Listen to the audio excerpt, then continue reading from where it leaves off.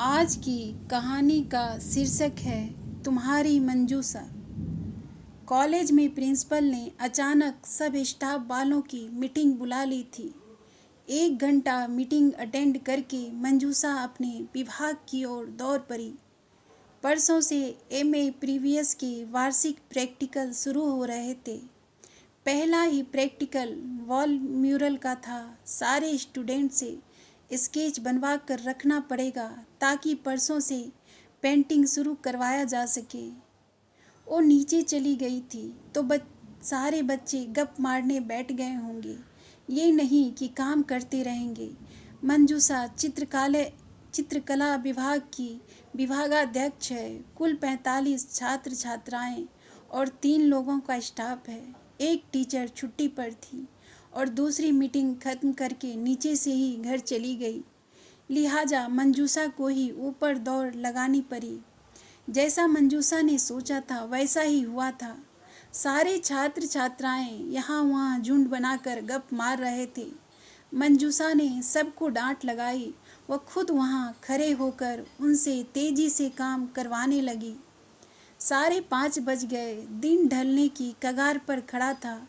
मंजूसा ने फटाफट सारा सामान विभाग में रखवाया।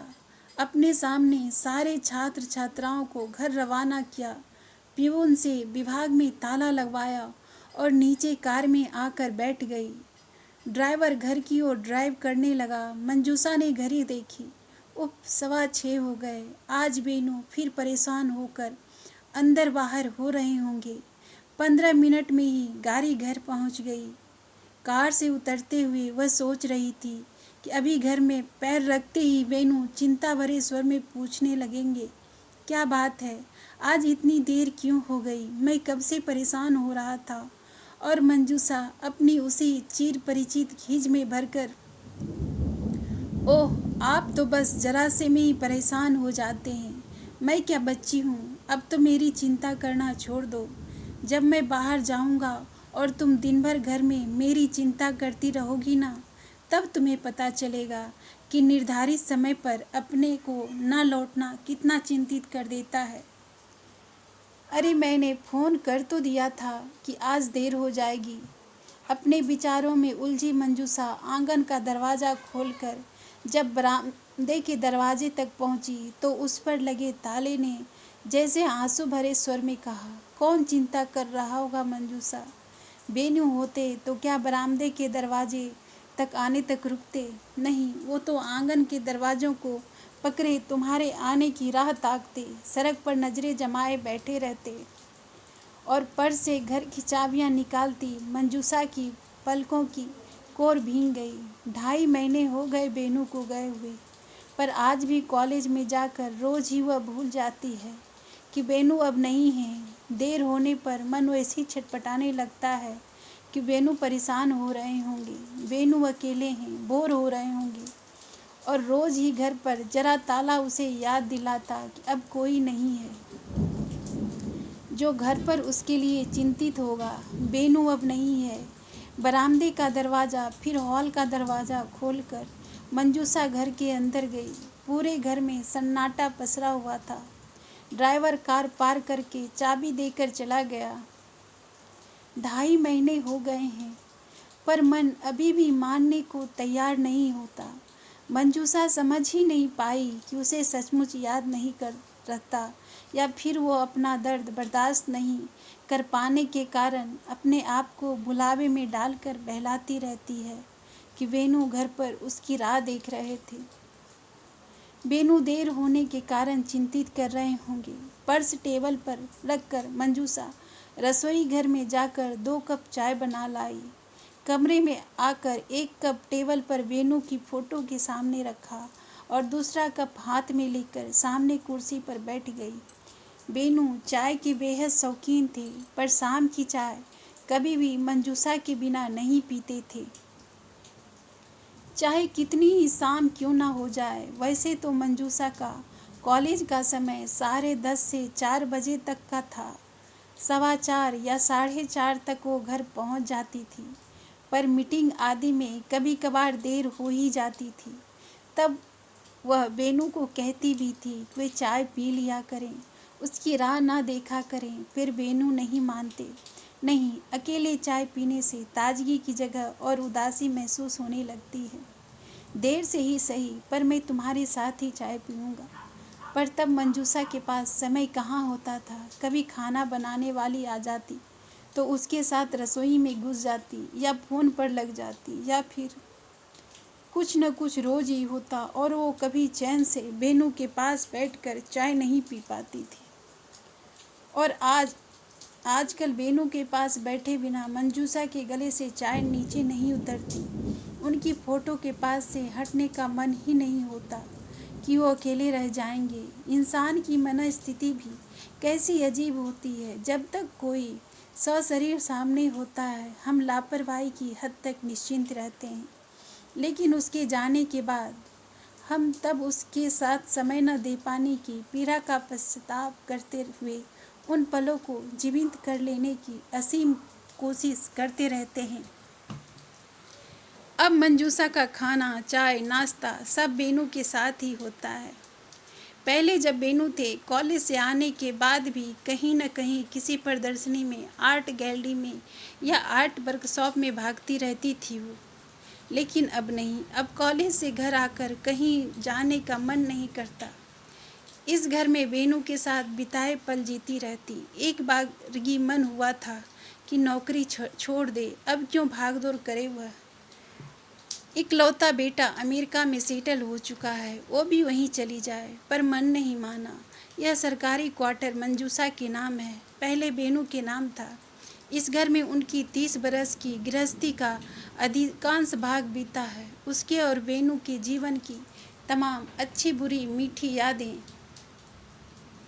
इसकी ईंटों में जरी हुई है। 30 वर्ष तक उन दोनों के साथ ही यह घर हर सांस जिया है, और अभी 7 साल हैं उसे रिटायर होने में। तब तक वो इस घर की ईंटों में बसी यादों को सलाह कर जी लेगी।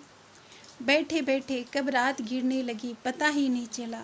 कान में मच्छर भुनभुनाने लगे, तब मंजूषा उठी, एक मच्छर मार टिकिया जलाई और फिर बैठ गई।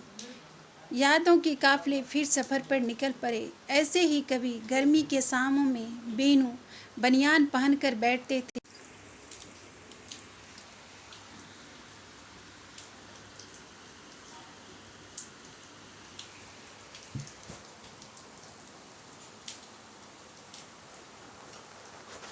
तब उनके कंधों या बाहों पर मच्छर बैठा दिखने पर मंजूषा उसे मार देती। बेनू तब हंसकर कहते, चलो कम से कम मच्छर मारने के बहाने ही सही, तुमने मुझे छुआ तो सही। तब मंजूषा उनकी स्वर की आर्द्रता पर द्रवित होकर उनके पास बैठकर थोड़ी देर बदन पर हाथ फेर देती या कंधे पर सिर टिकाकर बैठ जाती। नरम गरम सेहत के चलते बेनू ने समय से पूर्व ही नौकरी से रिटायरमेंट ले लिया था। बाहर आना जाना भी कम ही हो पाता था। बेटा जब अमेरिका से आता था तभी बेनू को दिन भर के लिए किसी का साथ मिल पाता था। कॉलेज की विभागाध्यक्ष और उस पर भी शीर्षस्थ चित्रकार होने के कारण मंजूषा की व्यस्तताएं असीमित थी।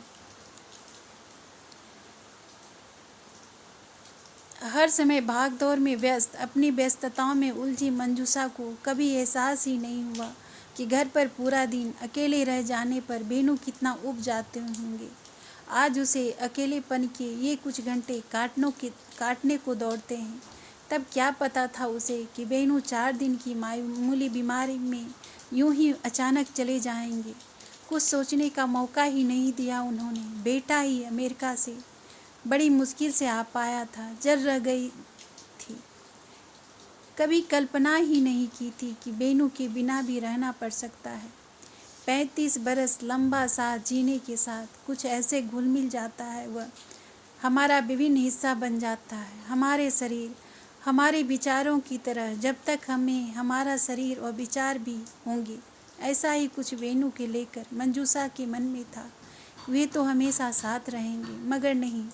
रात के 8:30 बज गए थे। ऐसा लगा बेनू कह रहे हैं, चलो खाना खा लो। रात में देरी से खाना खाना ठीक नहीं। तुम अपनी सेहत को लेकर बहुत लापरवाह हो, और पलकों की भींगी कोरों को पोंछते हुए मंजूषा उठकर रसोई में जाकर अपने लिए थाली में सब्जी रोटी परोस कर ले आई। जब भी सुबह 7 बजे कॉलेज में परीक्षाएं होती थी, तब बेनू रसोई ये से रात में ही खाना बनवा कर रख देते थे और सुबह मंजूषा से कहते, चलो तुम खाना खा लो, मुझे पता है तुम्हें भूख जरा भी सहन नहीं होती है, 11 बजे तक तो तुम्हारी तबीयत बिगड़ जाएगी।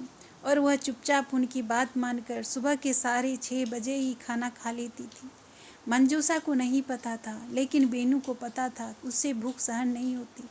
मंजूषा को मंजूषा से भी अधिक पहचानते थे बेनू, और उसके बाहर रहने पर बेनू का उसके लिए चिंतित होना, फ़ोन करना और 100 तरह की हिदायत देना, तब यह सब परवाह या प्रोटेक्शन नहीं, पजेसिवनेस या शक जैसा कुछ लगता था।